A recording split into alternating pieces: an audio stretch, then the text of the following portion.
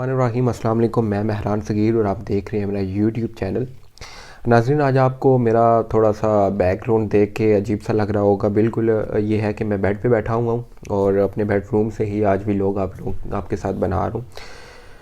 यहाँ पे आज जिस टॉपिक में बात करना चाहूँगा वो बड़ा खास टॉपिक है। आज वीडियो बना लूँ क्योंकि 2-3 दिन मैं बना नहीं सका वीडियो, तबीयत ठीक नहीं थी।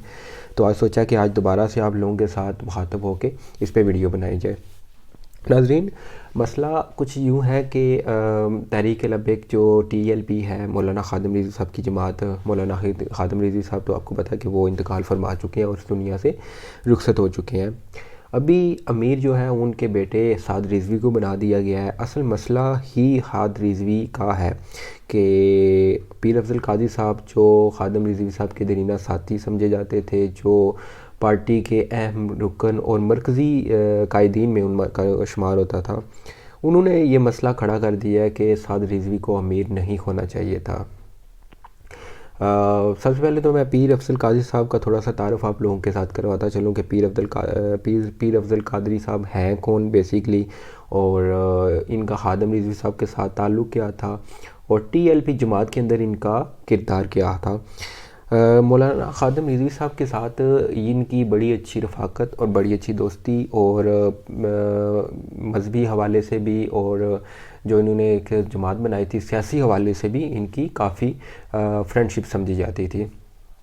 मौलाना ख़ादिम रिज़वी साहब जब अमीर बने जमात के तो ये पीर अफजल कादरी साहब की मशावरत से और पीर अफजल कादरी साहब की ये ख्वाहिश थी कि मौलाना ख़ादिम रिज़वी साहब जमात के अमीर बने। पीर अफजल कादरी साहब जब भी धरने हुए उनका भी रोल बड़ा ज़बरदस्त रहा और वो भी बढ़ चढ़ कर हिस्सा लेते रहे। आपने देखा होगा कि यूट्यूब पे बेशुमार तकारीर पीर अफजल कादरी साहब की पड़ी हुई हैं। आसिया मसीह को जब रिहा किया गया था गवर्नमेंट ऑफ पाकिस्तान में, तो कुछ ऐसी स्पीचेस थी, मुतनाज़ा स्पीचेस जो पीर अफजल कादरी साहब ने भी की थी, जिस पे पाकिस्तान आर्मी ने भी पाकिस्तान आर्मी के बारे में बहुत सारी बातें की गई थी। फिर गवर्नमेंट ने उस पर एक्शन भी लिया। खैर वो हमारा एक अलग से टॉपिक है।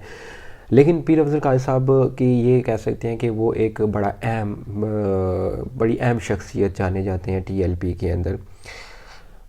जब ख़ादिम रिज़वी साहब का इंतकाल हुआ, उनका जनाजा हुआ, तो 72 घंटों के अंदर उनके जमात के जितने भी मरकज़ी कायदीन थे उन्होंने ये फ़ैसला किया कि साद रिज़वी को जमात का अमीर होना चाहिए। जैसे ही ये ऐलान हुआ तो उसके कुछ ही घंटों बाद या कुछ ही घंटों बाद पीर अफजल कादरी साहब ने एक स्पीच की। वो स्पीच मैंने सुनी। उसमें उन्होंने ये कहा कि साद रिज़वी जो है ये एक नशई है और ये नहल है और ये हाफ़िज़ कुरान भी नहीं है।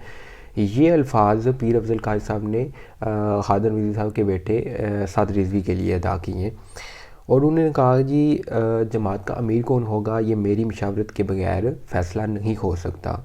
तो उन्होंने ये भी कहा कि ये जो फ़ैसला किया गया है ये मेरी मशावरत के बगैर किया गया और इसमें मेरी मर्ज़ी शामिल नहीं है।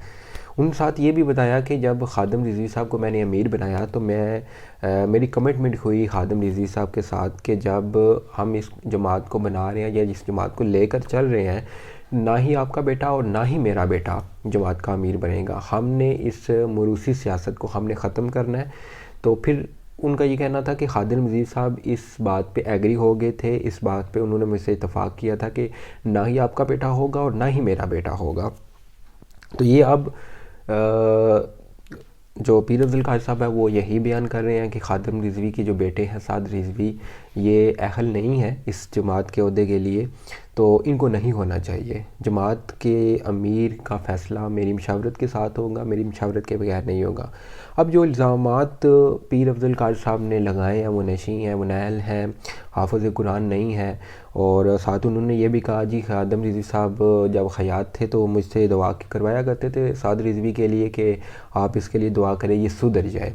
ये इस तरह के इल्ज़ामात जो है ना उन्होंने अपनी स्पीच में लगाए हैं। सोशल मीडिया पे बेशुमार जगहों पे पड़ी हुई है, यूट्यूब पे पड़ी हुई है, आप वो देख सकते हैं।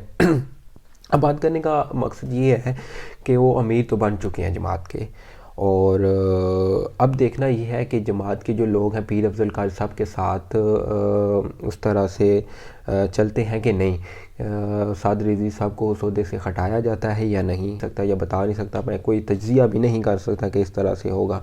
हाँ, अगर पीर अफजल कादरी साहब ने ये भी बताया कि खादिम रिजवी साहब जो भी करते थे वो मास्टरमाइंड मेरा हुआ करता था, उसके पीछे जितनी भी स्ट्रेटजी हुआ करती थी वो मेरी हुआ करती थी। खादिम रिजवी साहब अगर जमात को चला रहे थे तो पीछे बैठ के मास्टरमाइंड मैं था। तो अब देखना ये है कि अगर जमात के अंदर पीर अफजल कादरी साहब इतनी बासर शख्सियत हैं तो यकीनन फिर जो अमीर के ओहदे पर इस टाइम साद रिजवी बैठे हुए हैं तो उनको हटा दिया जाएगा, फिर उनकी मशावरत के साथ कोई और बनेगा। तो ये देखना है कि आने वाले दिनों में क्या होता है कि इनका ये जो तनाज़ा है कहाँ तक जाता है, आगे क्या होता है टीएलपी के अंदर। अगर टीएलपी का यही रहा सिस्टम तो फिर मेरा एक ज़ाती तौर पर तज्जिया है कि हो सकता है कि पीर अफजल कादरी साहब जमात से अलग हो जाएं। ज़ाहिर है वो अगर साद रिजवी अमीर है तो वो उनके नीचे काम नहीं करेंगे, उनके साथ काम नहीं करेंगे। एक तो उनकी मर्ज़ी नहीं है, एक तो उनकी दूसरी मशावरत भी नहीं है। अगर इनको हटा के किसी और अमीर को बनाया जाता तो मेरे ख्याल के मुताबिक ये जमात मज़ीद मज़बूत होगी। और इसी तरह आसफ़ जलाली साहब भी इनके साथ थे, उनका भी इख्तलाफ हो चुका है, वो भी अलहदा से हो चुके हैं। इस तरह से अगर टीएलपी ने को मज़ीद इन्होंने कामयाब बनाना है पाकिस्तान के अंदर तो मेरे ख्याल के मुताबिक पीर अफजल कादरी साहब को तमाम मरकज़ी जितने भी कायदीन हैं उनने